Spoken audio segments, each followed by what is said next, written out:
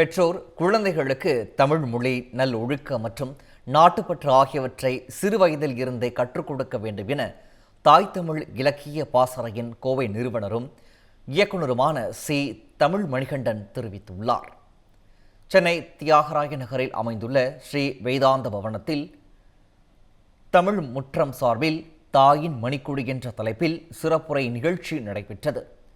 தமிழ் முற்றத்தின் நிறுவனர் எஸ். வேதாந்தம் ஜி தலைமையில் இந்நிகழ்ச்சி நடைபெற்றது. இதில் தமிழக அரசின் தாய் தமிழ் பற்றாளர் விருது பெற்றவரும் தாய் தமிழ் இலக்கிய பாசறையின் கோவை நிறுவனரும் இயக்குநருமான சி.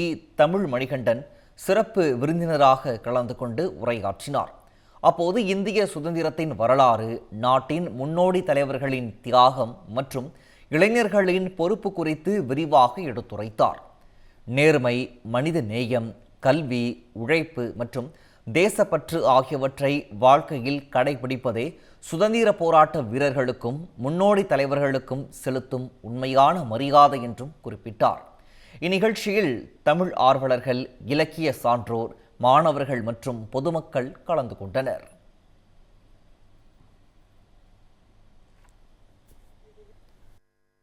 தாய் தந்தையரே முதன்மையான தெய்வம்.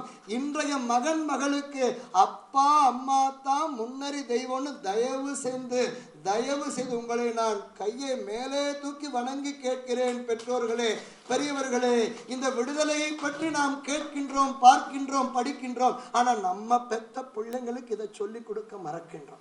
நாம் ஒரு உறுதிப்பாட்டினை எடுக்க வேண்டும். பாரதியிலிருந்து நேர்மையை தவறாது, பொய் சொல்லாது, உறுதி கொண்ட மனப்பான்மையோடு அச்சம் தவிர்த்து நம்முடைய செயல்பாடுகளை நாம் வெளிப்படுத்த வேண்டும். காந்தியடிகள் அவர் தொடர்ந்து அவர் வழியிலே நேரு மாமா பின்பற்றி காமராசர் வழிவந்து பாரதியாரை பதிய வைத்தனார், அப்துல் கலாம் அவர்களை படித்தனார். நாம் இவர்கள் அனைவருமே தாய்மொழியை விடாதவர்கள். தமிழ் ஜனம் சேனலை சப்ஸ்கிரைப் பண்ணாம பார்த்துட்டு இருந்தீங்கன்னா மறக்காம சப்ஸ்கிரைப் பண்ணிடுங்க.